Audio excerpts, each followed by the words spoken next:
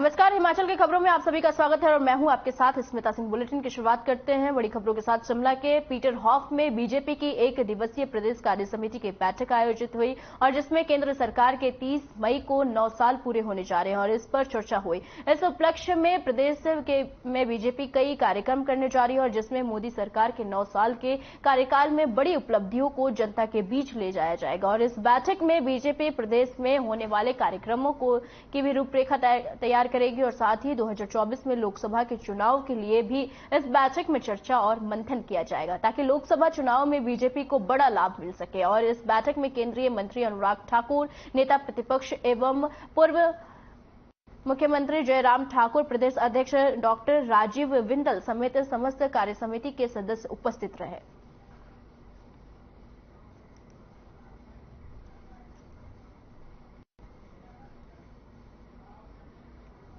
कर्नाटक राष्ट्रीय पेंशन वही आपको बता दें कि योजना कर्मचारी संघ के सदस्यों ने आज बेंगलुरु में मुख्यमंत्री सुखविंदर सिंह सुक्खू से भेंट की और इस दौरान उन्होंने हिमाचल प्रदेश में पुरानी पेंशन योजना की बहाली के लिए सीएम का आभार व्यक्त किया है। और संघ के अध्यक्ष शांताराम तेजा के नेतृत्व में सदस्यों ने राज्य में कांग्रेस सरकार के गठन के बाद से सरकारी कर्मचारियों के पक्ष में निर्णय लेने के लिए मुख्यमंत्री का आभार व्यक्त किया है और उन्होंने उम्मीद जताई है कि कर्नाटक में कांग्रेस की सरकार के गठन के बाद अब यहां भी जल्द ही पुरानी पेंशन योजना बहाल होगी।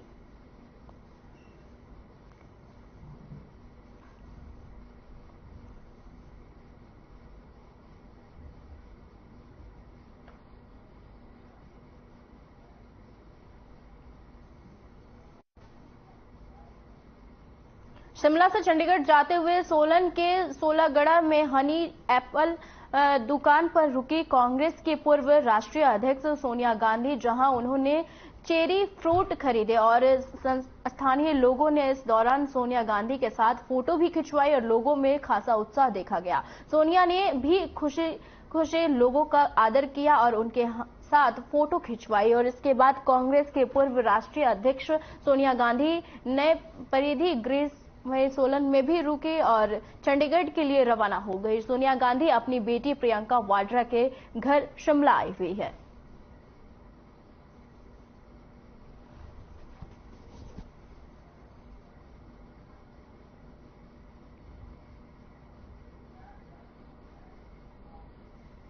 भारतीय रिजर्व बैंक ने 2000 रुपए का नोट सर्कुलेशन से बंद करने का फैसला लिया है और इसके लिए आम जनता को 30 सितंबर तक का वक्त दिया गया है। और इस कदम के बाद विपक्ष सरकार पर हमलावर नजर आ रहा है और इसी बीच हिमाचल प्रदेश के पूर्व मुख्यमंत्री और नेता प्रतिपक्ष जयराम ठाकुर ने विपक्ष पर पलटवार किया है और जयराम ठाकुर ने कहा है कि विपक्ष बेवजह पैनिक क्रिएट करने की कोशिश कर रहा है। उन्होंने यह भी कहा है कि 2000 का नोट बंद करना समय की आवश्यकता है और इससे देश की अर्थव्यवस्था पर कोई नकारात्मक असर नहीं होगा। स्वागत करता हूं और मैं समझता हूं कि अनावश्यक रूप से जो विपक्षी दल जो है इसको इस तरह का टूल देने की कोशिश कर रहे हैं। कॉन्सेप्ट बहुत क्लियर है कि बहुत एक जो समय की जरूरत थी इसके सारी चीज के लिए 30 सितंबर तक का समय दिया गया है जो एक्सचेंज किए जा सकते हैं। और सबसे बड़ी बात है कि इसके कारण देश की और प्रदेश की इकोनॉमी में कोई प्रभाव इस प्रकार से बुरा प्रभाव नहीं पड़ने वाला है। और आदरणीय प्रधानमंत्री जी ने पहले ही इस बात को लेकर के स्पष्ट किया है कि कालाधन रोकना।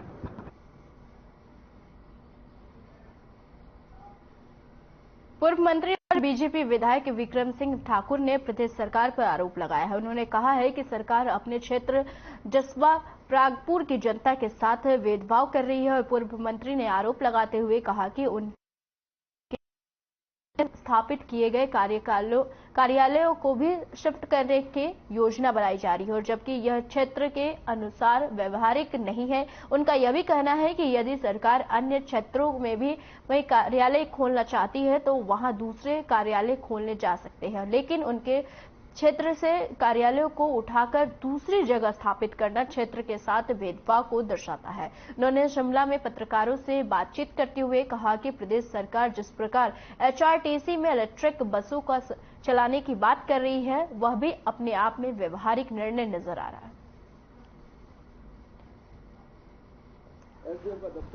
आज मेरे अपने विधानसभा क्षेत्र जसवां परागपुर के बारे में मैं कुछ बातें आपके साथ साझी करना चाहता हूं।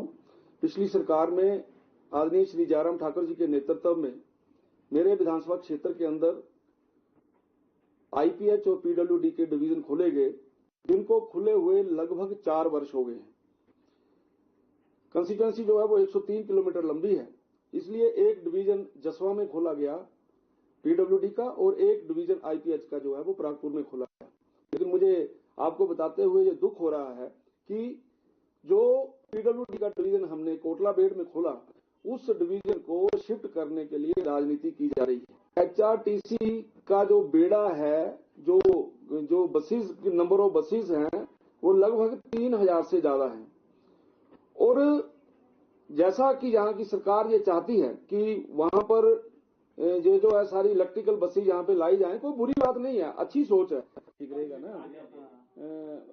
बैरजगार में आज से परिवहन कर्मचारी महासंघ ईटक की मंडी इकाई की त्रैमासिक बैठक मंडी में आयोजित हुई। बैठक की अध्यक्षता परिवहन कर्मचारी महासंघ ईटक के प्रदेशाध्यक्ष उमेश कुमार शर्मा ने की और इस दौरान जहां मंडी इकाई के अध्यक्ष पद के चुनाव करवाए गए, वहीं पर उमेश शर्मा ने परिवहन के कर्मचारियों को पुरानी पेंशन के दायरे में लाने और अन्य मांगों को पूरा करने के लिए प्रदेश सरकार का आभार जताया है। मुख्यमंत्री महोदय को साथ लेकर जो है माननीय मुख्यमंत्री से भी हमारी निगम के कर्मचारियों की मांगों के ऊपर चर्चा की गई। तो हमने आज मुख्य रूप से इस बैठक में प्रदेश सरकार का धन्यवाद किया, मुख्यमंत्री जी का, उप मुख्यमंत्री जी का, कि जिन्होंने परिवहन निगम के कर्मचारियों के लिए जो है पुरानी पेंशन योजना लागू की है। साथ ही साथ कल जो हमारी बैठक हुई उसमें माननीय मुख्यमंत्री जी, उप मुख्यमंत्री जी का ये परिवहन कर्मचारियों को जो संदेश उन्होंने दिया था कि किस प्रकार से हम परिवहन एचआरटीसी का भला करना चाहते हैं, हम चाहते हैं इसको आगे बढ़ाना, तो वो संदेश भी हमने कर्मचारियों तक पहुंचाया।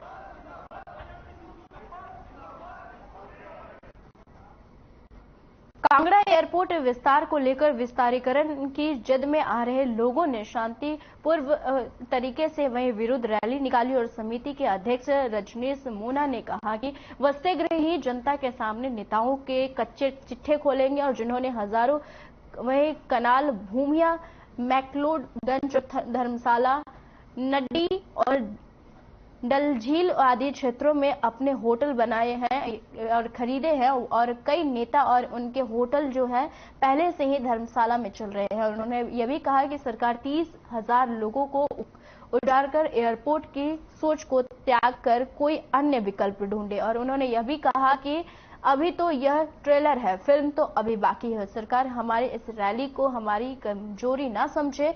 समय आने पर अगर सीधी उंगलियों से घी नहीं निकलेगा तो ग्रामीणों को और भी कई रास्ते आते हैं जिसमें करो या मरो की नीति के अपनाई जा सकती है।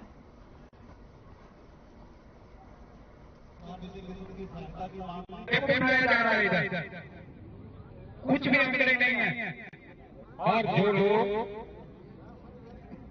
जो भी लोग जो मंत्री हैं या एमएलए हैं वो जरा सोच लें। अब उनके भी आंकड़े हम लोग इकट्ठे करेंगे, उनकी कहां भूमियां हैं, कहां तक उन्होंने अपनी जमीनें खरीद रखी हैं और हम लोगों की अपनी भूमि के लिए हमें उठाया जा रहा है, हमें उजाड़ा जा रहा है। ऐसा नहीं चलेगा। हिमाचल प्रदेश स्कूल शिक्षा बोर्ड द्वारा मार्च 2023 में संचालित की गई 12वीं कक्षा के परीक्षार्थियों की द्वितीय अवधि की परीक्षा का परिणाम आज घोषित कर दिया गया है और परीक्षा परिणाम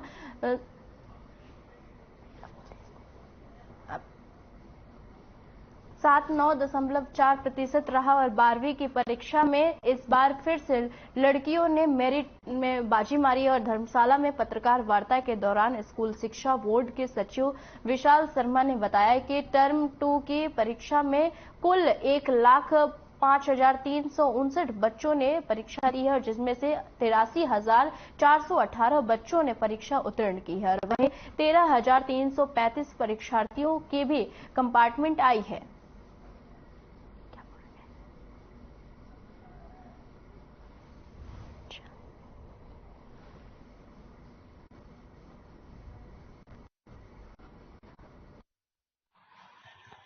इसमें 1,05,369 के करीब कैंडिडेट्स थे जिन्होंने अप्लाई किया था और जिसमें से 83,418 कैंडिडेट्स पास हुए, 13,335 की कंपार्टमेंट आई है और 8,139 कैंडिडेट।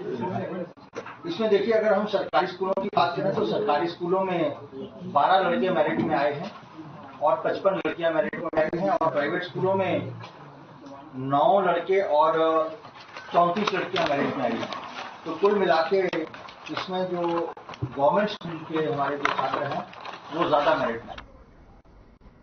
सोलन के चंबा घाट में हिमाचल प्रदेश उद्योग विभाग के कार्यालय में सोलेनी मेले में लगने वाले प्रदर्शनियों को लेकर बैठक आयोजित की गई। इस बैठक में विभिन्न विभागों के अधिकारी मौजूद रहे और बैठक में विभागों द्वारा लगाई जाने वाली प्रदर्शनियों को लेकर चर्चा की गई। और इस बार सोलोनी वहीं मेले में प्रदेश सरकार की ग्रीन हिमाचल बनने की मुहिम को लेकर प्रदर्शनियां आकर्षण होगी और उद्योग विभाग के जनरल मैनेजर और सोलेनी मेला प्रदर्शनी कमेटी के प्रभारी केवल शर्मा ने बताया कि सोलेनी मेले में लगने वाले प्रदर्शनियों को लेकर बैठक आयोजित की गई है जिसमें प्रदर्शनी लगाने वाले विभागों ने भाग लिया है और इस बार ग्रीन हिमाचल बनाने को लेकर प्रदर्शनी लगाई जाएगी।